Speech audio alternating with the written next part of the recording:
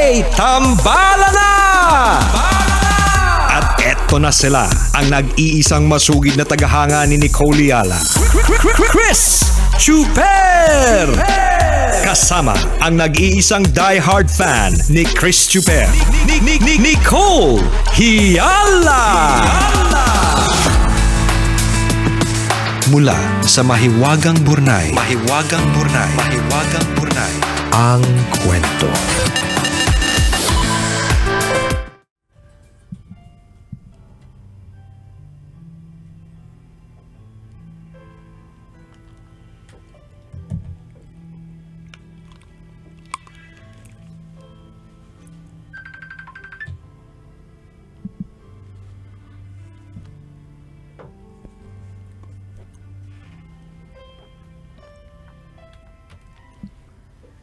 Dear Nicole and Chris, itago nyo na lang ako sa pangalang Carla, nurse at certified tambalanista mula dito sa Canada. Sumulat ako para ibahagi ang magulong love life ko. At sana ay mabigyan nyo ako ng payo at naway kapulutan ng aral ng mga nakaka-relate. 7 years na kami ng boyfriend ko na Pinoy dito sa Canada. Mabait si boyfriend at compatible kami. Pareho kaming mahilig sa music at mag-travel. Pareho naming ayaw mag-baby. At sa sobrang compatible namin, pareho kami ng birthday. Kaso, unti-unting nababawasan ang pagmamahal ko sa kanya. Lagi kasing ako ang gumagastos sa bahay. Gets ko naman na mas malaki ang sahod ko sa kanya pero nakakapagod na. Isa pa, hindi ako kontento sa physical intimacy namin. Dati hindi naman big deal sa akin yun pero lately, issue na siya for me. Last year umuwi ako dyan sa atin. Nag-rent a car ako at nakilala ko si Blue, yung may-ari. 6 years younger sa akin pero hindi naman ramdam at mas lalong hindi halata. He drove for me at doon nagsimula ang lahat. At alam niya, wala akong boyfriend. Pinakilala niya ako sa pamilya niya. Ako din ang taya tuwing lumalabas kami pero at least compatible naman kami sexually. Dito nahanap ko sa kanya yung wala sa boyfriend ko. We kept in touch pagbalik ko sa Canada. Naiiyak siya sa lungkot dahil magkalayo kami. Gusto na daw niyang magpakasal. Hindi ko maiwasang maisip na baka Canadian dream lang ang habol niya sa akin dahil maraming nagkukumahog pumunta dito. Isa pa, gusto niyang magkaanak, pero ayoko. So I just played along. May name na nga yung future baby namin. Na-approve ang visa application ko kay Blue para makapunta siya dito. Sabi ko sa boyfriend ko, I will travel for my nursing job. Ang hindi niya alam, kasama ko si Blue. Tambalan si Blue talaga ang gusto ng puso ko.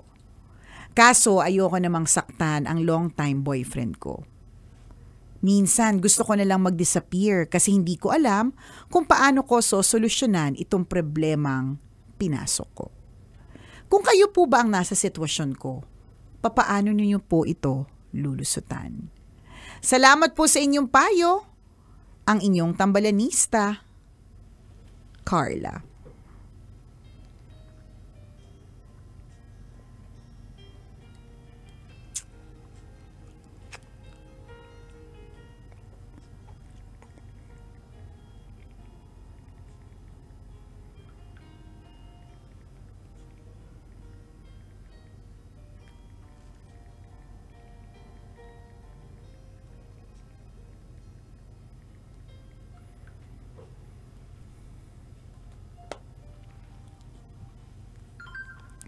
Carla, gusto ko lang sabihin sa'yo na yung mga babaeng katulad mo ang dahilan kung bakit marami akong kaibigang single hanggang ngayon. Kasi kung sana namimigay ka, di sana may jowa sila. Inagaw mo. Oo. Kinamkam mo. Correct. Correct. Gusto mo sa'yo lahat. Medyo sakim ka, 'di ba? Kasi sarili mo lang yung iniisip mo. Sa totoo lang, sarili mo lang, kaligayahan mo lang yung iniisip mo, 'di ba? Ano yung magpapasaya sa akin, ano yung kulang sa boyfriend ko, ano yung wala siya, ganon. Puro sarili mo lang ang iniisip mo. Yun talaga yung katotohanan. Tapos tingnan mo yung tanong mo, kung kayo tambalan, paano nyo to lulusutan? I don't think lusot is the proper term. Carla, alam mo kanina good mood ako kasi ang daming binigay sa amin ng Rogador Family of Canada. Hindi pala lahat ng mga Pinoy na nasa Canada mabait. Charot. Damay-damay na to. Damay na to. Dahil sa'yo, nadamay tuloy sila. Correct.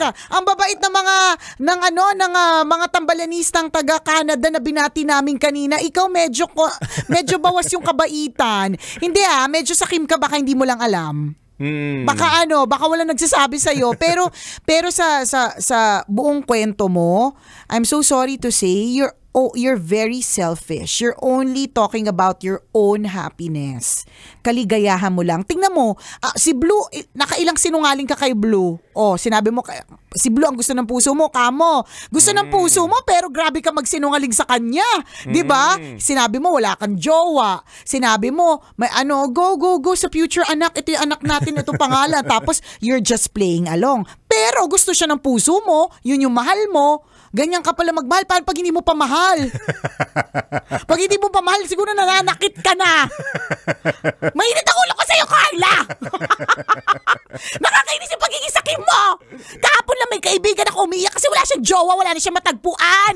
Kasi kung hindi married, juding na. Diba? Tapos kinampa mo pa yung dalawa! Nakakapanginit ka ng ulo! Nakakagalit ka ng ever so slight! High blood tuloy si partner. Ay, nako! Wala pa naman yung doktor namin ngayon. Wala! Absent siya today! Hindi ako matuturukan! Kaloka ka! Ng pampakalma. Hindi, ayoko mag-easy sa mga nagsasabi sa akin sa TikTok live na easy kalman. Hindi! Nakakainit ng ulo! Apakasakim sariling kaligayahan lang! Hininaan nila yung volume ng nila, headset nila. Masakit sa sumisigaw ba ako? Sorry. Hindi naman sumisigaw si partner. Sino nagsasabing sumisigaw siya? Wala naman sumisigaw dito Wala kayong ebidensya! Nananlalaki yung mata ko! Di ba, partner? Tumataas yung dugo niya, ang alta presyon. Correct! Malapit ang sumagad. Huwag kang ganyan, Carla. Alam mo kung bakit? Matanda na ako. Mahirap ako pag high blood. Ang migraine ko naglalas na. Dati ang migraine ko 1 to 2 days. Ngayon 3 to 5 days. Kapag may ganito ba ako naririnig na napakasakim, naku, baka umabot na 5 to 7. Diyos ko, Lord. Pero di ba, partner? Yes, you're only thinking about yourself, your happiness, saan ka sasaya, saan ka sexually magiging kemerot, di ba? Saan ako magiging, di ba? Although, syempre naman, okay naman sa'yo yung gumagastos ka, napapagod ka dun sa gastos. Ganun talaga, may mga pagkukulang talaga. Hindi naman lahat ng tao perpekto. At ang swerte mo kasi, mas malaki yung kita mo. Anong problema doon? Dahil doon napagod? Ayoko nang gumastos kasi mas malaki kita ko. Di ba ganun ba yung partnership? Parang hindi ganun yung partnership. Huwag kang ganyan. Oo, di ba? Huwag kang di ba? Alam mo, naramdaman mo lang yung pagod kasi nakahanap ka ng ibang pagkakabalingan ng atensyon. Yan, Sinabi diba? mo na lang yan kasi nakahanap ka na ng bago para sabihin mo sa sarili mo na may excuse ka. Ganyan. Kasi merong bagay na hindi kayang ibigay yung boyfriend mo. Correct. But that's very wrong. Ang dami mong habit na binubuo sa sarili mo na mali, na dapat maging aware ka. Yan. 'Di ba? One thing, yung yung you are trying to normalize just within yourself that cheating is okay. At lying, cheating and lying and It's selfishness is okay. They're not. They're not okay. Diba? Hindi ka aware na pag nagloko ako ng jowa ko, parang ano mangyayari? Hindi mo nakikita yun. Diba? Iniisip mo okay lang siya. Diba? Tingnan mo, pupunta si Blue na dyan kasi na-approve sa application. Ano sinabi mo dyan sa current na jowa mo? Ay, magta-travel ako. Diba? You're cheating and lying and you think that's normal? Akala mo normal. You think that's okay? I'm so sorry. I'm so sorry. Kasi sorry. Nakakainit ng ulo talaga si Carla. Kasi kung alam mo sa sarili mo, matibay yung paniniwala mo na hindi okay yan, hindi mo gagawin yan. Pero ginawa mo pa rin. Tama. Diba? Kasi nagdidevelop. Ay, hindi pala tama. Oo, tama diba? Si Chuper. Mali ka. Nagde-develop ka ng maling habit at mali yun. Now you're asking paano lulusutan. That's not the question. Diba? You have to deal with it. Oo. Remember the law of karma. Diba? Kung ano yung bagay na ginawa Saang mo. article yung law of karma? Article ilan? Article 1, 2, 3, 7, and 8. Oh. Tingnan mo? Hindi 1, hindi 2, kundi 8 articles. Yung law of karma na sinasabi ni partner. Maniwala kay Kid Chuper, MBA yan. Napag-aralan nila yan sa DRNAO. Ganon! Hindi, yung basic lang, the law of cause and effect. Di ba yun eh? Yung bagay na ginawa mo, may kaakibat na effect yan. Meron. Lahat ng bagay na ginawa mo ngayon, may kaakibat na mangyayari yan, consequences. So ito yung consequences, isa-isa mong mararamdaman. Correct. Di ba hindi ka mapakali? Diba? Hindi ka, Totoo yan. parang gusto mo mag-disappear. Yes, wala kang peace of mind. Nalilito ka anong gagawin mo. So, if effect ito, lahat ng mga pinaggagawa mo. So, pinapagalitan ka ng tambalan, tinawag kang sakim. Isa-isa mo itong mararamdaman. And Ikaw ang dahilan kung ba't tumaas na ang BP ko, 180/82. And again, you have to accept and deal with it kasi these are consequences of your actions. True. Hindi mo ito malulusutan. Kailangan mo itong maramdaman. At pag naramdaman mo, unti-unti mong marirealize na mali pala itong ginagawa ko. And that's the time that you can decide properly. At ang decision is choosing only one person. Yes. Diba? Hindi Sana yung... maisip mo yun sa lalong madaling panahon. Nakakaloka yung hindi man lang tinanong sino po kayang dapat kong piliin. Ang tinanong paano ako lulusot dito. Diba? Ibig sabihin ng paano lulusot, ibig sabihin wala ka talagang i-give up or pwedeng merong i-give up pero hindi na malalaman ng isa. Yung mga ganun ba? Ay naku, ayaw kita maging friend kasi birds of the same feather flock together. Baka sabihin nila sinungaling din ako. Charot. Yung layo na lang. Layo na narating. Ang tanong, sabi ni Carla, gusto ba kita maging friend, Nicole? Yun naman ang tanong ni Carla pabalik. Kailangan mong pagdaanan yung pain. You have to accept it and deal with it para ma-realize mo yung tamang gagawin. Kung halimbawa, sigawan ka ng former o kaya iwan ka ng parehas. Ay, paramdam sa'yo na mali yung ginawa mo. Mararamdaman mo talaga yung pain and that's the time, ay, mali pala yung ginawa ko. Hindi naman namin sinasabing karma mo yan. Ang sinasabi lang namin, kasi para may matutunan ka dito. Oo, hindi mo matatakasan yan. Hindi mo pwede lusutan yan. Mararamdaman mo yung epekto ng ginawa mo. Diba? At uulitin namin, yung epekto ng ginawa mo, may ituturo sa'yo yan. At kailangan mo makuha yun sa lalong madaling panahon. Tsaka yung mga yung naghahanap ka lagi ng nagfo-focus ka sa pagkukulang. Okay, sige, intindihin ka namin. Baka sabihin mo naman, di ka naman namin inintindi, di ba? So, ang pagkukulang is parang feeling mo financially hindi okay yung boyfriend mo ngayon kasi ikaw yung mas gumagastos kasi mas malaki yung kita. Yun yung 1, pagkukulang. 2, pangalawang pagkukulang is yung sabi mo hindi kayo compatible physically, parang yung intimacy. Tingnan mo, anong sinabi mo? Dati hindi mo siya issue, ngayon issue mo siya. So, ganun talaga minsan, may nakilala nga ako, di ba? May nakilala tayong tambalanista kung kailan nag-70. Sa kanya sinabing, narating ikalawang langit. Nagulat talaga kami. Alam mo, medyo kulubot na siya, pero talagang, sabi niya, Nicole, sabi niya, meron palang tinatawag na ikalawang langit. Di ba? Pero medyo kulubot na talaga si tita. Alam mo yun, kung tita na ako, tita ko siya. Isipin mo yun.